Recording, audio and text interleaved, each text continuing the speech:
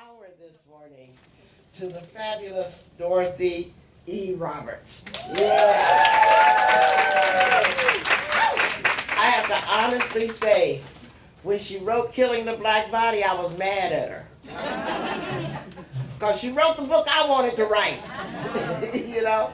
But it is foundational to us understanding not only how oppression and reproductive oppression happened to black women, but what we did in resistance to it as well.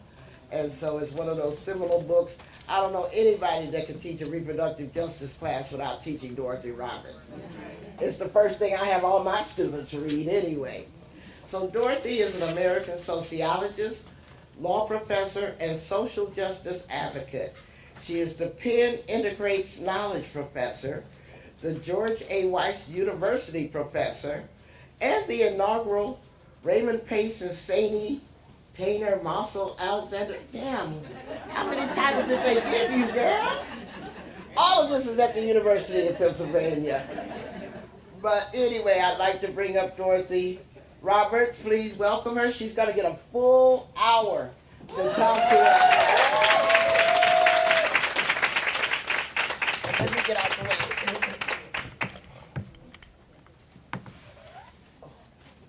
Sit right back there. Okay.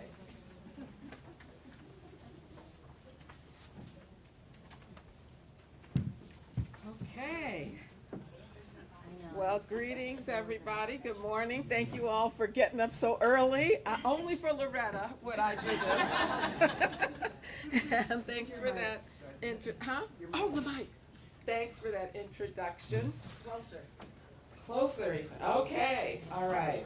Okay. It's so great to be here, to see so many people. I think some of you I haven't seen for 20 years or so. And is this better? No, just in case you don't have to hold it for an hour. Oh, okay. It's on too? You don't know about that. Oh, Let's no. see. No. Okay. What do I? Oh, should I switch them? Yes. Okay. We're gonna get this together. Uh-huh.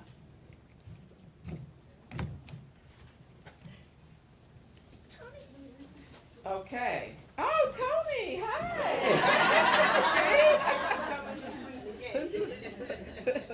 This is a great reunion here.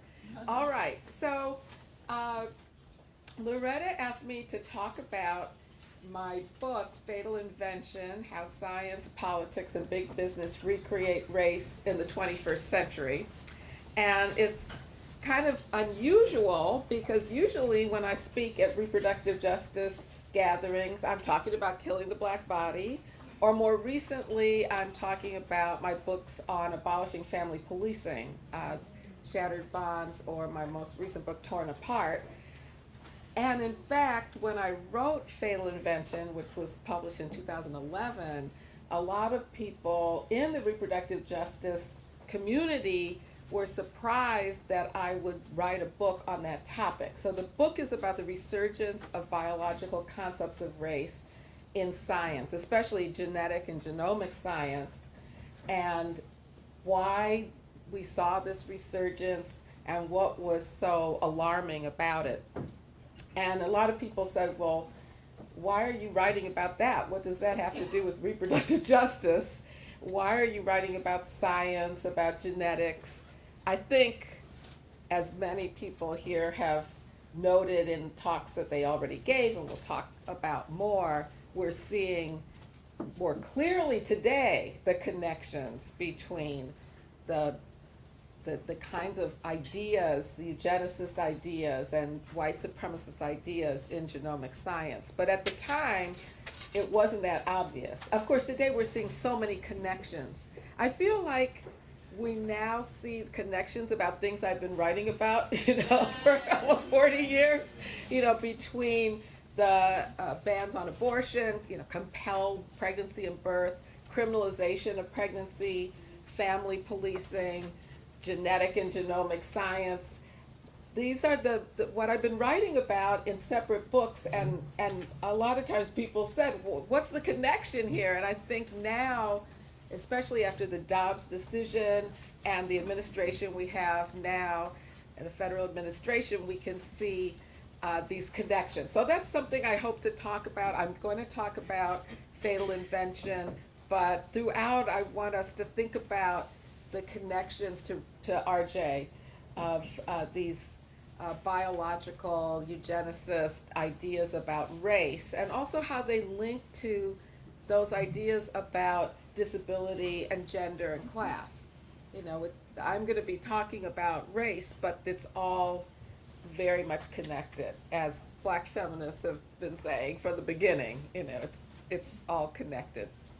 So I wrote this book because after the human genome was mapped, and all the scientists that led the Human Genome Project reported that it showed that race was not real at the genetic level, that there is no such thing as genetically distinct races.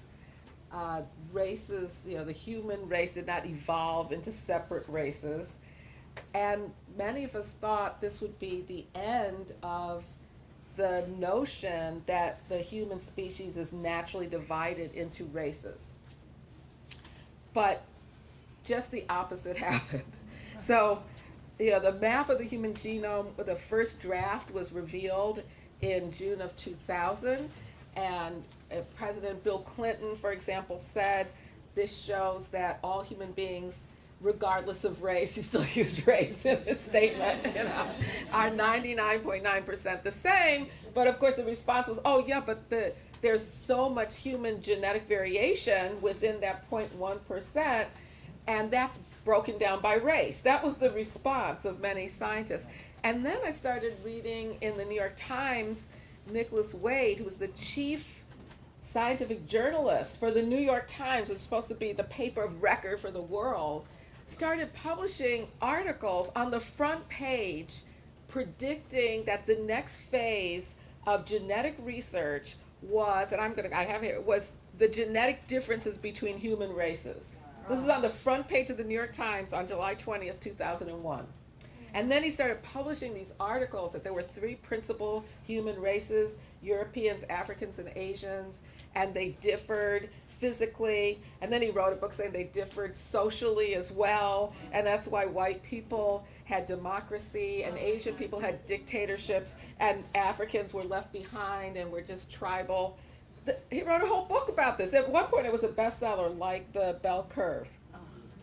And so then what happened, I'm going to try not to tell too many stories because I'll get overtime, but then I was at Northwestern at the time, and every year they had this, medical school had the Silverstein lectures, and they invited the cutting edge scientists. So they invited Jonathan Entine, who'd written a book called Taboo about why black people are good at sports, but if we're afraid to say it. That's who they invited to give the lecture. I'm not making this up. And then at the end of the lecture, and he went into, his Ashkenazi Jewish background, and the only way that his family could understand the illnesses that it had was through genetic research, and this showed that it was important to study race and genetics to be able to cure diseases. And then he said, and if you don't believe me, I am going to show you that the preeminent anthropologist in the United States believes this too. I'm thinking, who the heck is he talking about? And the screen came down in this big auditorium at Feinberg School of Medicine, at Northwestern, and it was Chris Rock. It was Chris Rock. Chris Rock was going around interviewing boxers and asking, why can't white men box? That's what he showed. And then afterward, all these people are flooding up to him. Oh, Mr. Entine, this is brilliant. And I'm like, oh my God, this is horrible. What is going on here? I want to investigate this. I want to write a book about this because I thought it was extremely dangerous that there was this resurgence of this idea that race is a natural division of human beings. And as I started looking at, and I'm thinking, is Nicholas Wade right? Is this really going on? He was citing scientific articles in the New York Times, and I began to read the scientific articles, and sure enough, and this was documented as well, at that period there was an increase in genetic research and scholarly articles on the genetic differences between races. So I started to read these definitions of race, like the one in the Pharmacogenomics Journal in 2010, defining races as population clusters based on genetic differences due to evolutionary pressure. So the idea was that after human beings evolved, and mostly on the continent of Africa, and then left, they left and went onto separate continents and evolved separately into these separate races. But this was a popular idea, even though if you just think about it for a minute, it makes absolutely no sense. When did this happen? Why was it that they couldn't meet each other? What were these divisions that they would evolve separately? What were the conditions that would create these separate? Anyway, makes no sense, but it was very popular. So in Fatal Invention, I just documented that there was this resurgence of scientific research defining race as a genetic grouping.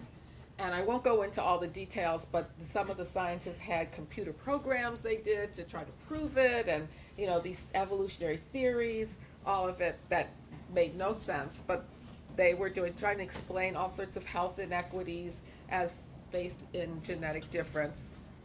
And my thesis was that at the time Barack Obama was president, and there was this idea that because he had become president, we were living in a raceless society, racism was over. And so I argued that these were now explanations for why there was still so much obvious racial inequality in America. We still had massive differences in wealth, in income, in housing, in incarceration, every single aspect of life in America clearly defined by white supremacy and racism. So how could you say that? And the explanation was, well, it's because of these innate genetic differences that we're seeing these social differences. And then I also pointed out that big business was behind it because there were commercial advantages to selling pharmaceuticals and other therapies based on race. So if you say that people of different races have different diseases, you need to treat their diseases differently, you can market. It actually is commercially profitable to market drugs by race, and in fact the FDA did approve the first race-specific drug for Bidil for heart failure. Just to give a little background on this, race, we can historically see when and how race was invented. And I start to use the word invention. I put invention in the title of my book because people had heard the term race is socially constructed, and a lot of students were learning that. But it's very easy to say race is socially constructed, but it's still biological. In other words, it's a natural biological division of human beings in their genes, that human beings evolved into separate races, but it's socially constructed because it's interpreted differently in different societies. So saying race is socially constructed for many people does not negate for them the biological concept of race. Now I wanted to, what can I say to make it clear that this is made up. So I said it's invented. It's a political system that is invented. It was invented originally by Europeans who wanted to have a theological defense of enslaving, conquering, exterminating people. And so it actually began in Christian theology that God divided human beings into races. God created white people first in God's image, and then divided all other human beings. Some believed these were separate creations. And so, that's why the idea of biological race is a creationist idea. You have to believe that some force of nature, whether it's God, nature, evolution, whatever, created the races. It's a backward creationist idea, but again, it's rooted in a Christian defense of slavery. And then the Enlightenment scientists simply adopted that idea. They just said nature created the races. And then, of course, they put it in a hierarchy. And some people say, well, I believe race is biological, but I don't think it's in a hierarchy. Well, show me wherever, anytime, race has been seen as a natural division of human beings and it wasn't put in a hierarchy. And it's usually white people as superior, and then black people as the most inferior, and then indigenous people and from the Americas and Asians put somewhere in between, and they're lumped into groups, something like that. This is like hundreds of years old, and yet you can find NIH supported grants that don't, now, they're going to stop funding the ones that say, let's look at the social reasons for health inequities. But believe me, genetic reasons, that'll be fine. We'll see. You know they're ending the funding for equity is now, you can't put that in your proposal, you won't get funded. All right, so for example, Thomas Jefferson wrote in his notes on the state of Virginia that the reason why black people couldn't be part of this democracy he was creating that was supposed to be based on the equality of all men and the inalienable right to life, liberty, and the pursuit of happiness was because of, quote, the real distinctions nature hath made. You know, it's all because of nature. And this, of course, as I said, this way of thinking is the basis for eugenics. That eugenics explains social inequalities, whether based on class, that was the original Francis Galton, you know, the privileged class of the English were that way because they inherited genius. That's what he said. So when President Trump says that the reason why the plane crashed into the helicopter was because of DEI and we need people with genius, that's the word he used. That's why, Loretta, when they say MacArthur genius, I don't like it, because that word genius, that was Francis Galton's word. And he said the rich people in England were rich because they inherited genius, and the people who were impoverished and working class didn't inherit it. So whether we're talking about gender or race or class or disability, it's all an explanation of inequality based in some natural division of people. And that's what race is. That's what race is. That it's an invented division of human beings to explain away white supremacy. Now, a really important aspect of that, the invention of race, was the idea that black women reproduced black race and the disadvantages connected to it in their bodies.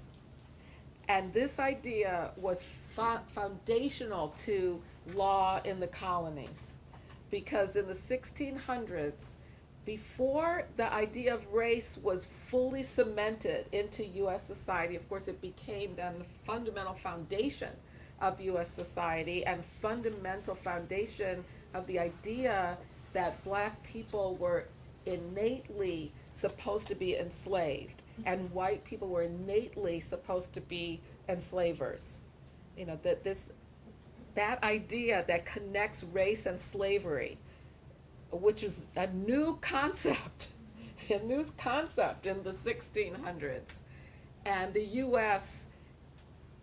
was both for eugenics and the connection between race and slavery, racial slavery, racial capitalism, all of that was perfected in the United States. But one important aspect of it was the question that came up to the white elite in Virginia and other colonies: what is the status of children born to black women who were fathered by white men?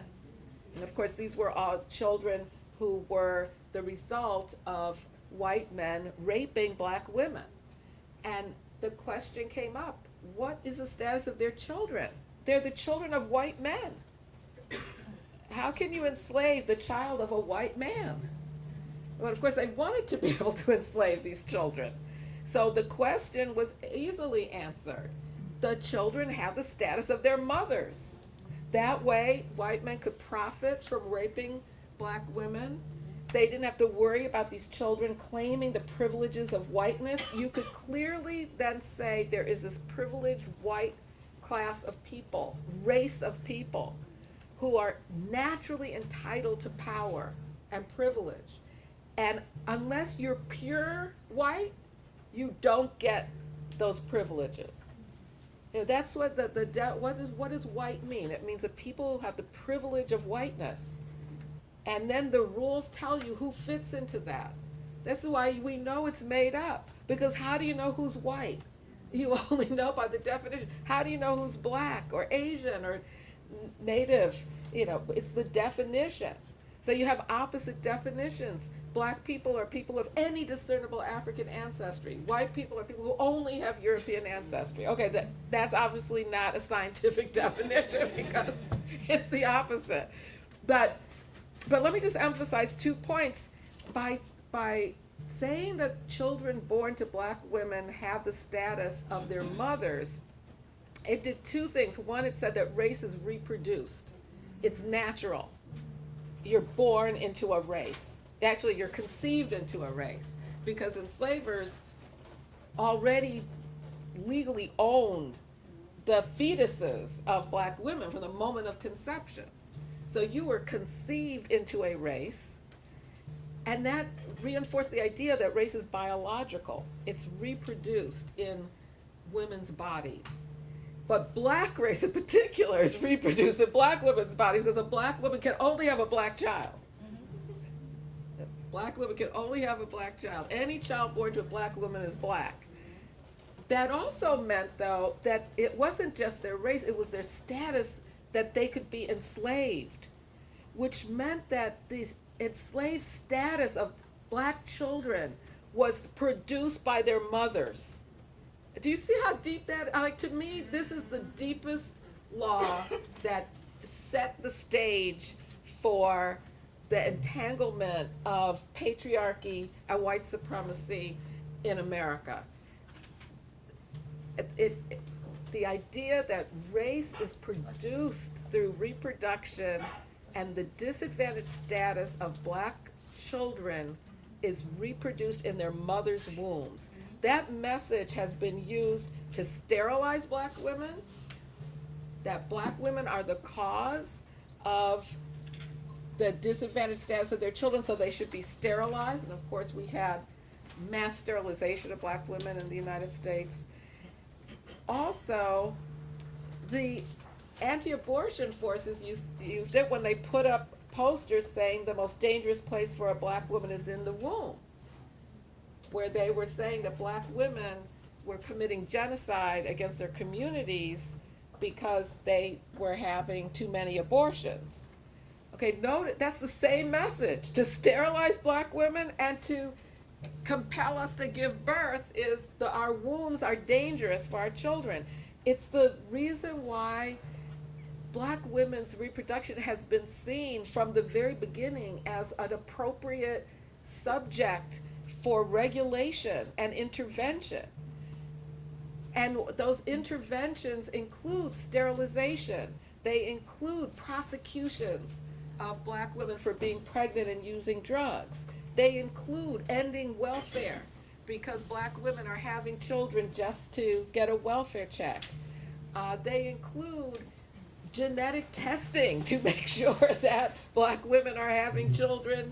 This is why genetic testing could very well be imposed on us to ensure that our children are, fit, or that we don't have them at all, or that children somehow we can, people imagine this, erase blackness from the gene pool. It's why black women are the most likely, along with indigenous women, to have their children taken from them and their rights terminated, all based on this idea that I think started with this law in the 1600s, which was replicated in other colonies, that black women reproduce the enslavable status of their children. Oh, I just want to read also, I wrote down a quote from the Houston Post in 1990. And I read this when I was working on my book, Killing the Black Body, and writing about how reproduction became a crime with the prosecutions of black women for being pregnant and using drugs. They had an op-ed in the Houston Post said, call them welfare babies, crack babies, or deficit babies. By whatever term, they constitute a new bio-underclass of infants who are disadvantaged almost from the moment of conception. So it's like whatever you want to call black children, welfare babies, crack babies, they're a bio underclass. They're innately disadvantaged. Why? Not because of white supremacy and structural racism, because of their mothers. Because of their mothers. So, and they said almost from the moment of conception. I think today people would think from the moment of conception, with all the fetal personhood going on. It's like what that judge in Alabama that said you can't destroy embryos because they're little people. So this idea that any harm to a fetus is a crime that extends all the way to the moment of conception and maybe even prior to that, which is so much of this regulation starts with regulating black women, and then it expands once those precedents are set that the fetus is a person deserving of more rights than the pregnant person from the moment of conception or perhaps even before. So, anyone capable of pregnancy can be regulated.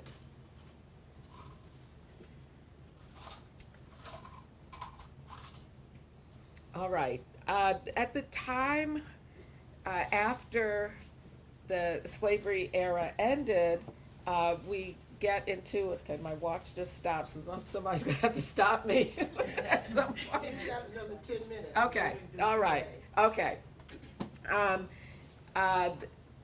Eugenics and Jim Crow and the biological concept of race were all being developed and structured and cemented into ideology and practice at the same time.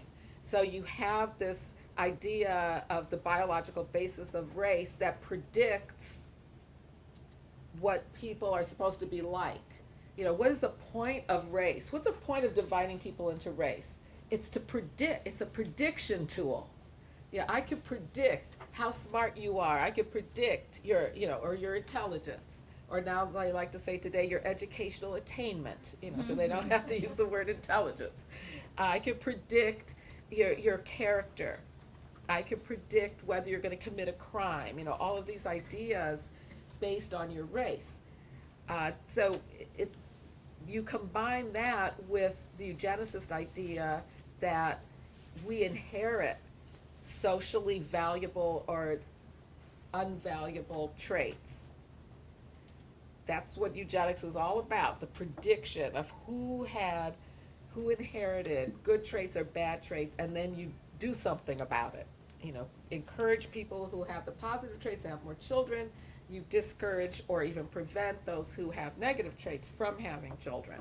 Okay, you combine that with the biological concept of race, and then you combine it with the idea that there is an innate superiority of certain races because they're predicted to have inherited these traits, and inferiority of others. And again, in the United States, it's always been the prediction that white people have inherited these traits. And we now have a president who's literally said, I show my students a recording of all these clips, you can find it online, of the president saying, I'm smart because I inherited my German genes. I'm a winner because of the genes I inherited.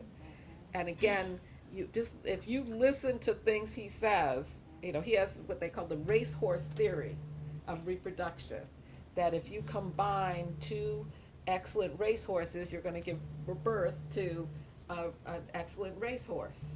And that's how he thinks about human beings. And these policies are being put into action, and we can see that there are people who have explicitly stated these eugenicist and racist ideas who are in the administration in various parts, making policies. Now, there are those who will explicitly say it, but still most scientists who still want to practice racial science won't it won't, they like to say we're not, but I'm not a racist. So that's the excuse for continuing this. It's kind of paradoxically at the end of World War II, when the Nazis, who adopted U.S. eugenicist thinking, had exterminated millions of Jews and others, that we were supposed to end this kind of thinking in science. But what happened was that people would say, well, I'm not a Nazi, so I can do it. It was the ideological use of race for repressive purposes, like white nationalists and Nazis, but I'm a scientist who's using it for legitimate purposes, legitimate research. And so you get now research like the research, and maybe others will talk about this. I know some will talk about the polygenic risk scores to predict, the traits of embryos. That's already happening now. So, it's all made up, but they're doing it anyway, marketing it. And all this research on polygenic risk scores to predict educational attainment. And then they say, but we're not racist. We're doing this to benefit the genetically disadvantaged. All right, again, I said, look at history. When has the prediction that someone is less intelligent or less capable in their genes, when has that ever helped that person? Never. It's always been the basis of even exterminating, getting rid of people like that. So, and it's being used as a claim to expand DNA databases so that, because this is supposed to benefit people, well, we don't have enough people of color DNA in these databases, so we need more. Okay, it's led to research that looks at the gross inequalities in health, like the racial differences in maternal mortality. And instead of asking what's the racism, both structural and individual biases that doctors have and others in the healthcare profession, asking questions like, and I'm reading a hypothesis here, Black race, independent of other factors, increases the risk for extreme preterm birth and its frequency of recurrence. That was published in the leading journal of obstetrics and gynecology, a hypothesis that Black race, apart from all social factors, produces these bad outcomes for pregnant people and their children. And that got a headline in the New York Times. Study points to genetics in disparities in preterm births.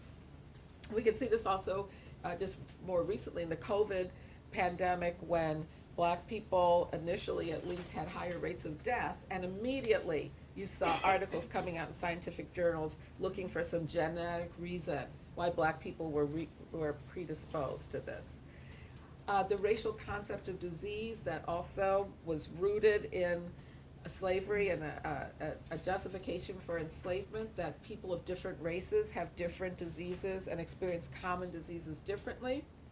That is the basis for race-specific medicine, but more widespread, what's called race correction.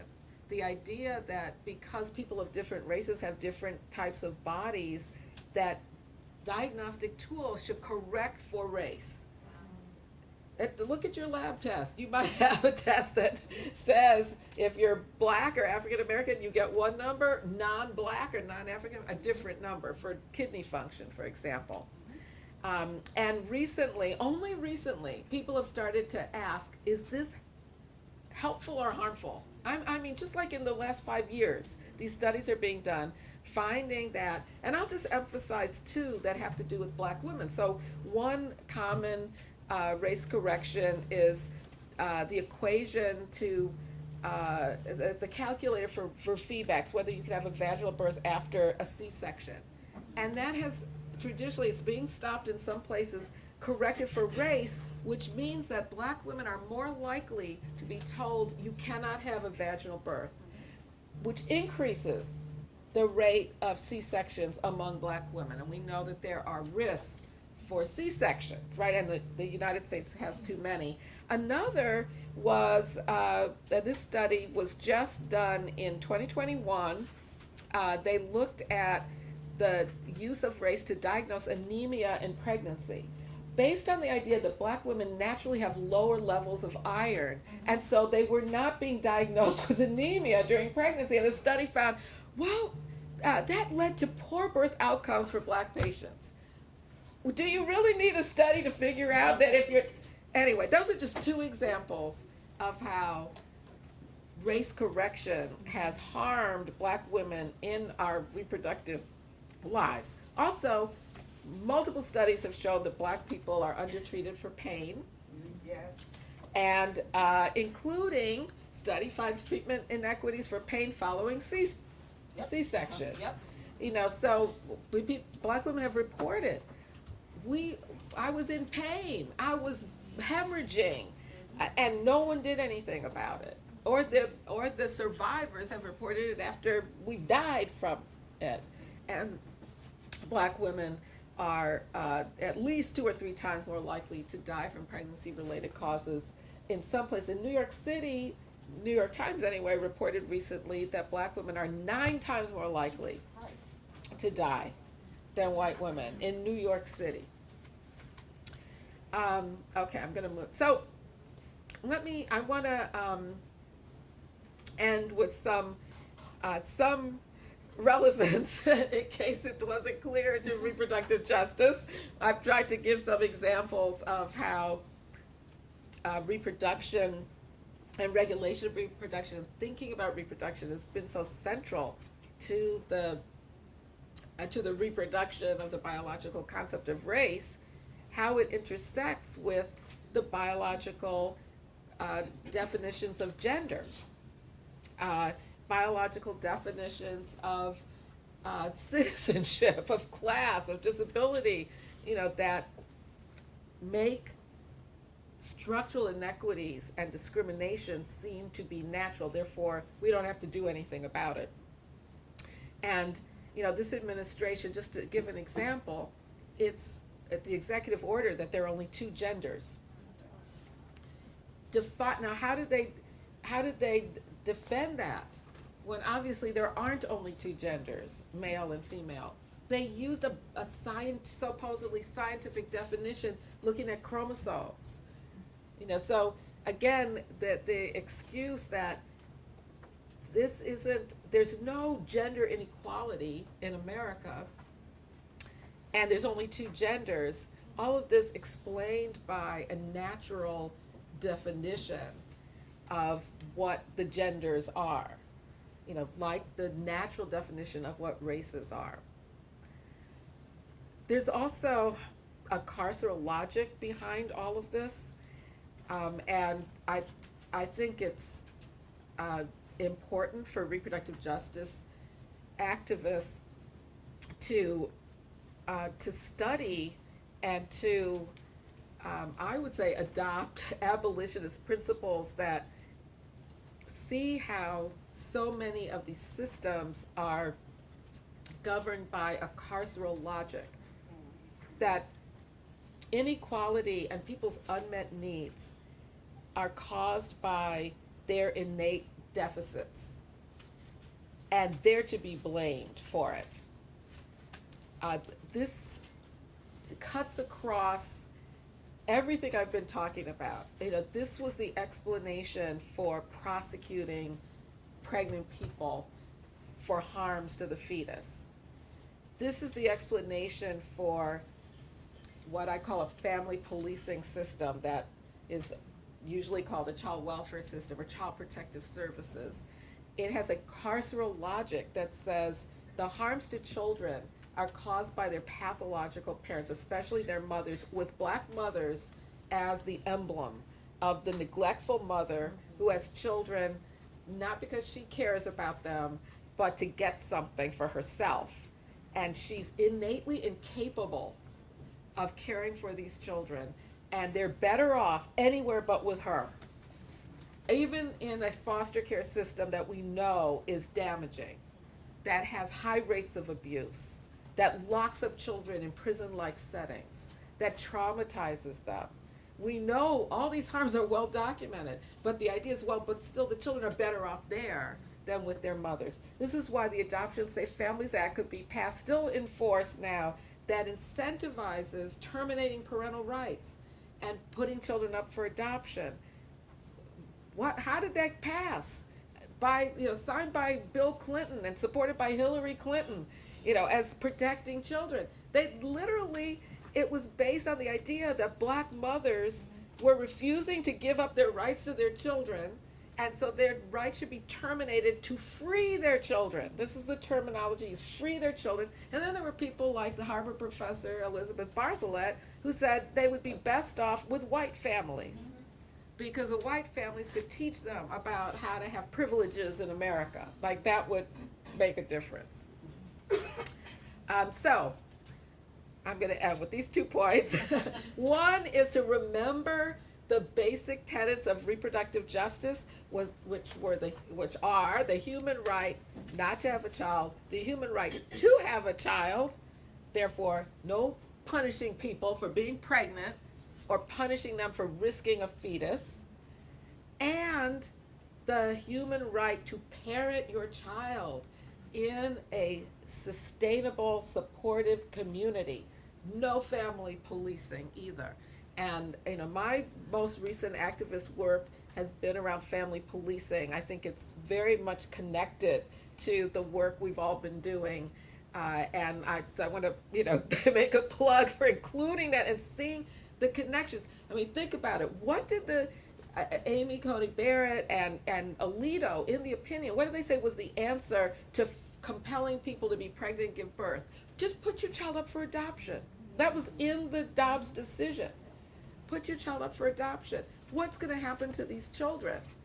Alito said they can be guaranteed a wonderful home that they'll go to, and it'll solve the problem, the market-based problem. There's not enough adoptable children for the demand. Now, this is all in the opinion, the demand. There's not enough supply for the demand of adoptable children, literally in the Dobbs opinion. No, that's not what's going to happen. People who are forced to give birth to children they had decided they were not prepared for whatever reason to have are more likely to have their children taken from them.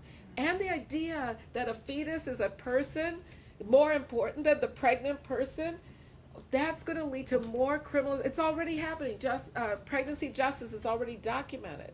The increase in punishment of pregnant people for some alleged harm to the fetus. So that's part of it. Then what happens when the baby is born? The newborn is taken away. We know this is extremely racist and harmful to children and to the people giving birth to them, to be traumatized like that. And then the other is an abolitionist way of thinking about how to approach this disastrous time we're in.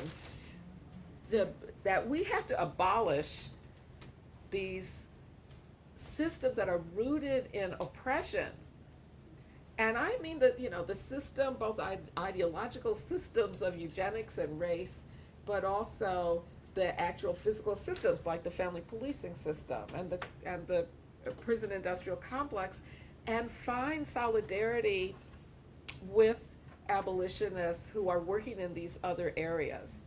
I'm really encouraged to see this room with people who are working in so many different parts of reproductive justice. I do find, though, that when I'm in a room with people who are working to abolish family policing, I don't always see the connections to people in the reproductive justice community. And I think, and also in the prison abolitionist community. So I think those connections will, give us some hope and spirit, uplift our spirits as this is uplifting mine, and also give us a stronger movement to reimagine and put in place what is going to be our world when we bit by bit dismantle these oppressive ideologies and systems. So I will end there. If I do. Are we on time?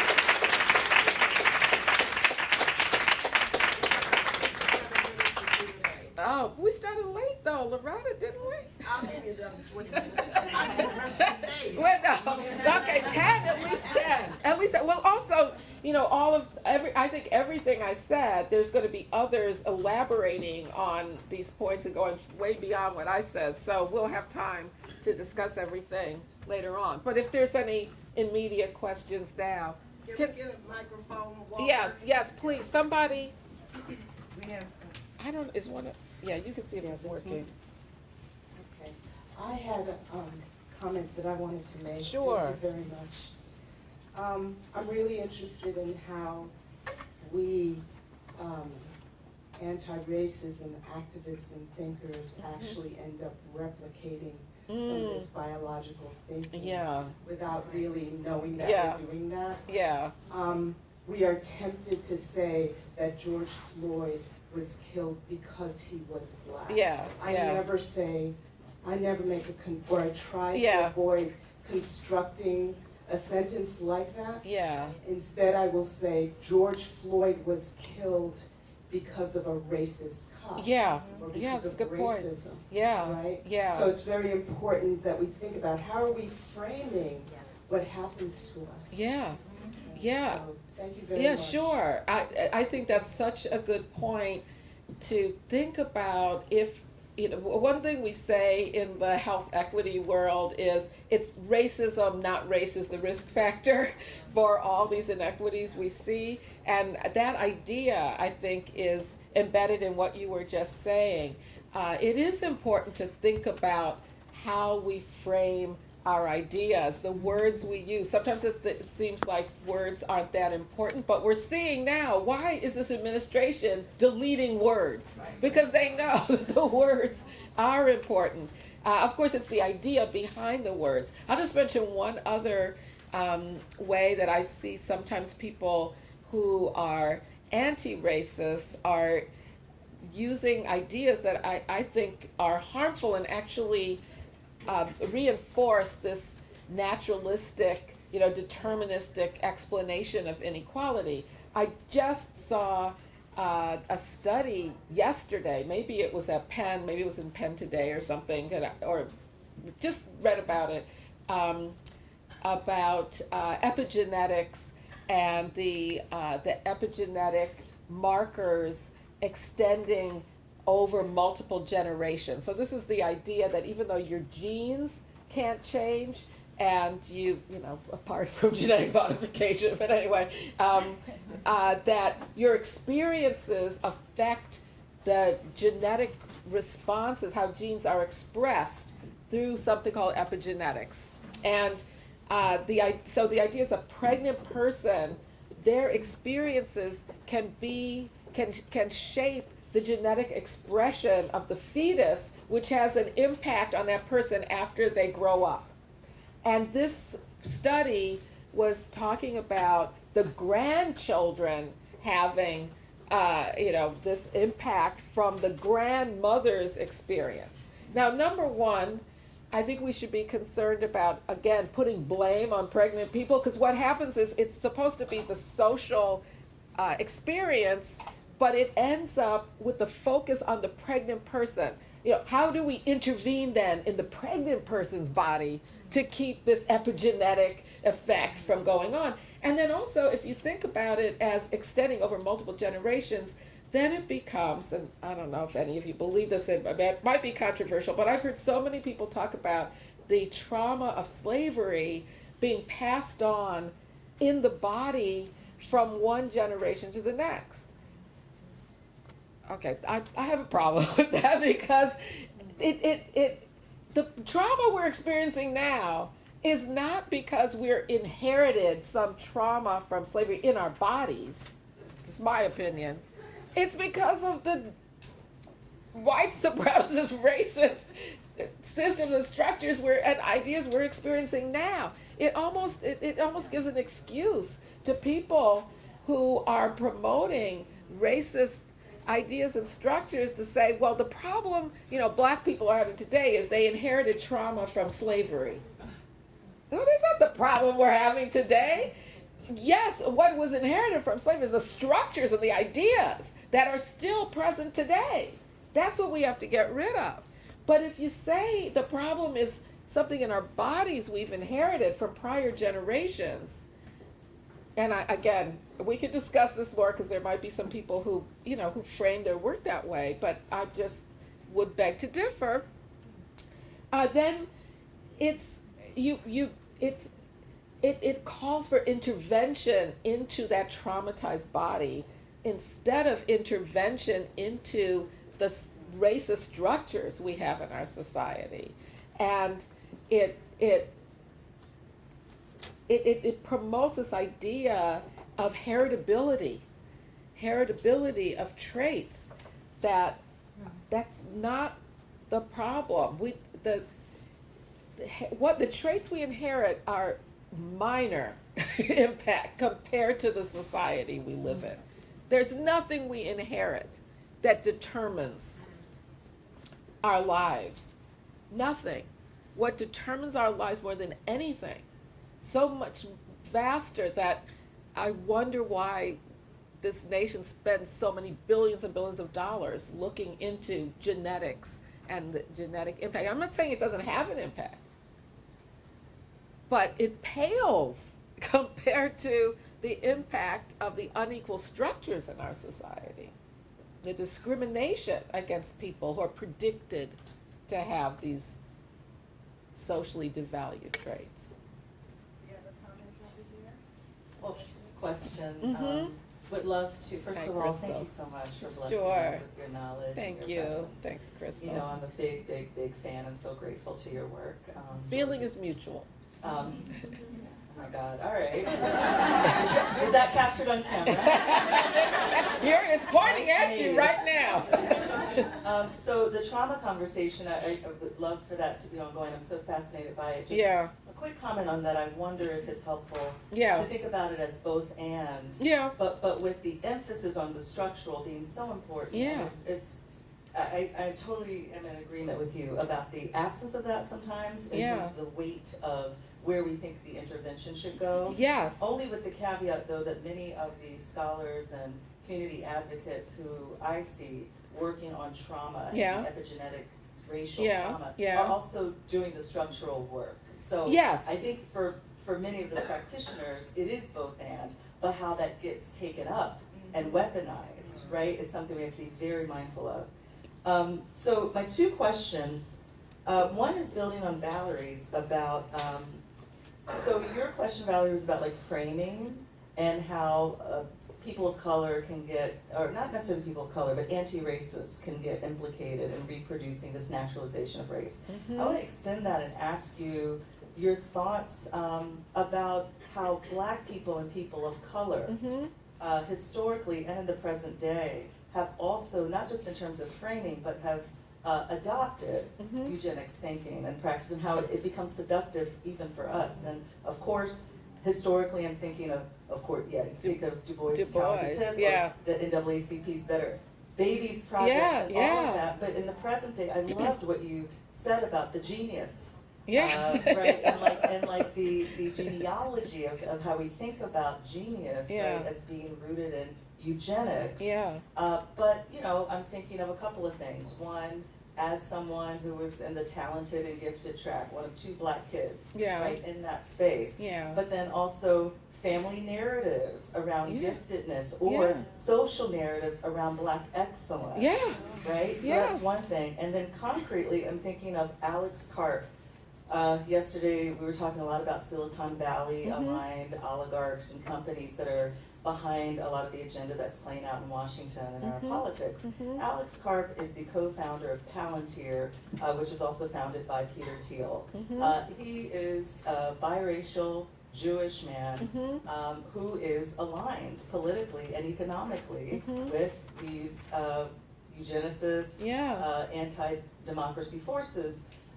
He's one of many people who are not just people of European descent only, Yeah. or who are, you know, they're people who are South Asian, East Asian. We could have a, you know, there's the history also of eugenics, and it's spread throughout Asia. Yeah. We think of the Nazis few people know the history around Japan Yeah. and Japanese, Yeah. right? So Yeah. I'll have to say thoughts about that. Yeah. And then lastly, this is selfish, but yesterday some of us were asked to be more concrete in some of the answers we were given. You've been extremely concrete, but I want to ask a practical question because I can't answer it. Okay. Alone, this is in the community, right? This is for all of us. Yes. But Go on. to the question about banning, right? Banning of words Yeah. and research. Yeah. We know that right now in this moment where any kind of research that's framed as anti-racist is basically not going to be, it's being defunded by the U.S. government. Yeah.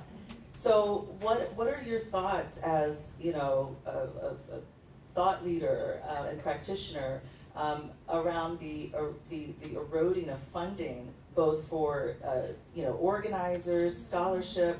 What are either abolitionist principles or just strategies to think about responding to that practical matter Yeah. in this moment? Because the racist research will continue.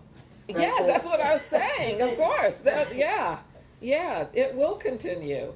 I think we can predict an even greater resurgence of research looking into the genetic explanations for the lack of progress, the lack of educational attainment, the arrests, of black people and other people of color. I can see that happening. I'm not sure how they're going to, but it's all contradictory.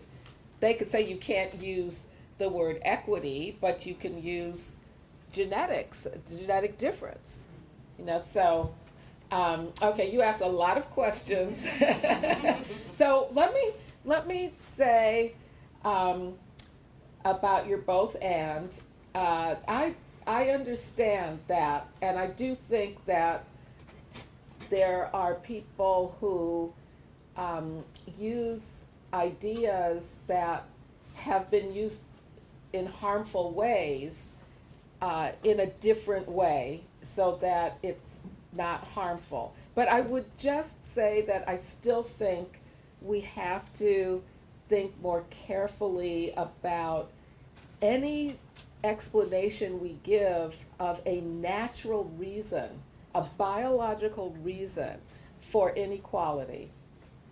I just think we have to think very carefully about it. And I tried to frame my position on inheriting trauma from slavery in a way that said I understand that there are different views about this, and I'm happy to be in conversation with people about it. I mean, like you, Chris, I've worked with people who have, that's why I know about it, have expressed that we are experiencing today a trauma inherited in our bodies generation after generation. I'm just saying, let's be very careful about thinking about inheriting something harmful within our bodies and what that means for what this answer, how we should address it. How do we conceptualize how that inheritance took place? Because we might conceptualize it as, yes, we can trace it back to slavery. Everything I write about, I trace back to slavery. Every single thing. Family policing, yes, that comes from slavery. But I also try to show how structurally it was passed on generation after generation. And we might want to think about, when we say that trauma is inherited from slavery, are we really talking about, your mother passed it on to you while she was pregnant into your body? Or are we talking about your mother experienced the afterlife of slavery and you are experiencing it today too? Just to think carefully about that. Okay, I'm gonna, yes, so, you could say the same thing about Du Bois, for example. He used eugenicist language. In fact, you may know that one of the main quotes that people attribute to Margaret Sanger was actually Du Bois making this, and he had the talented yes, there are eugenicist kinds of ideas in that they're special black people,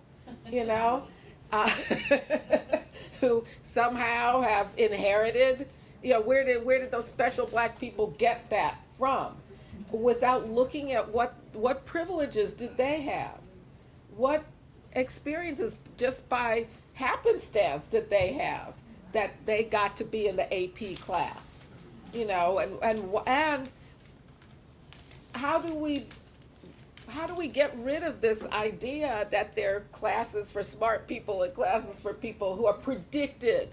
It is all prediction not to be smart. How do we even get rid of this idea that certain people express Black excellence and other people don't? Who determines what that is? So, yes, but again, you know, we could, I think instead of saying, oh, but when Black people talk about Black excellence, it's something different from when other people talk, to actually interrogate, what are we talking about when we talk about Black excellence? What does it do to children who aren't predicted to be in that excellent class? Do you know what I mean? And then, okay, you asked about, let's talk about the funding issue, because I'm not sure I have an answer other than to say we do have to obviously look to other sources. I think many of us are either running organizations or on boards of organizations, I'm looking over there, that are grappling with this right now. Where are we going to get the funding that we need, or even just communities that, this is a big question in abolitionist circles. You know, do we rely on the state at all? Now, if we're not going to, where are we going to get the income to do our work? Yeah, so more questions that we can talk about. Thanks for those questions and comments. Thanks, Dorothy. I think for time, this might be the last question. Okay. I'm taking privilege here. Sure. I've always thought of eugenics as a white absolution project because it allowed, when Galton created it, it allowed the British elite to not even pay attention to the miserable working conditions of the white people in England and say it was all genetic. Right. Exactly. This was how it's been used. And so I think, would you speak to how it's now being used as a white absolution project to say that now white people, since they didn't own any slaves, you know, are now using it as a way to absolve themselves of any responsibility? How did they put it? White supremacy is the only thing white people invented that they don't want to claim. Right. That's a good one. That's a good one. Yes. Well, that's a good way of putting it. I think the invention of race and its corollary in eugenics is a way of absolving. That's why I like to point out that it originated in Christian theology, that it was to absolve Christians from enslaving Black people even after they converted to Christianity. And so there is a theological nugget to this idea of absolving before God. This was God's intent. And that is how eugenics and the very biological concept of race and gender, you know, and disability and class work to absolve people in power of any responsibility for the inequalities that they have created and are perpetuating. And to say we're morally faultless because it's the fault of nature which we can do nothing about. Yes, I just want to point out something about what you said about Galton, that Galton, although he did have racist writings, you know, he said bad things about Black people like they all did, but his work was mostly class-based. Yeah, so he was explaining how the British elite had their status because they inherited genius and the working class didn't.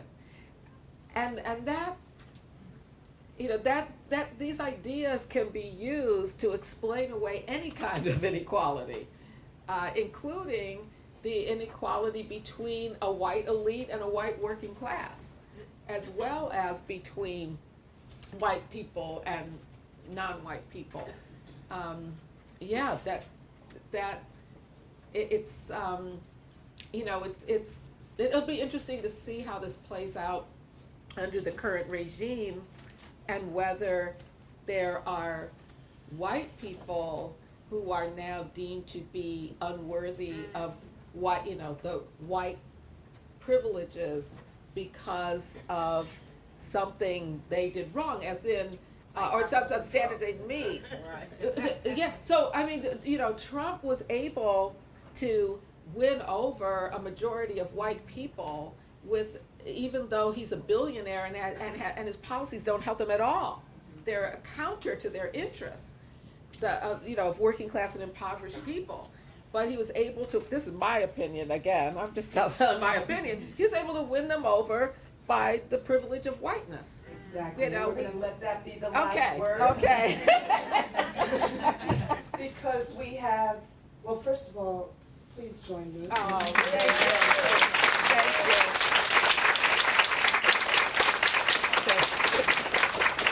That was beyond awesome. Thank you. And we are going to jump into our fourth plenary, Birthing the Future, Challenges and Possibilities for RJF Birthwork.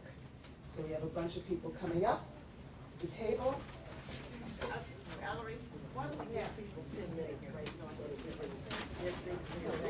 Yeah, let's have a 10-minute break. Let's start the next plenary at 11. We're going to start again at 11 o'clock. We got to change.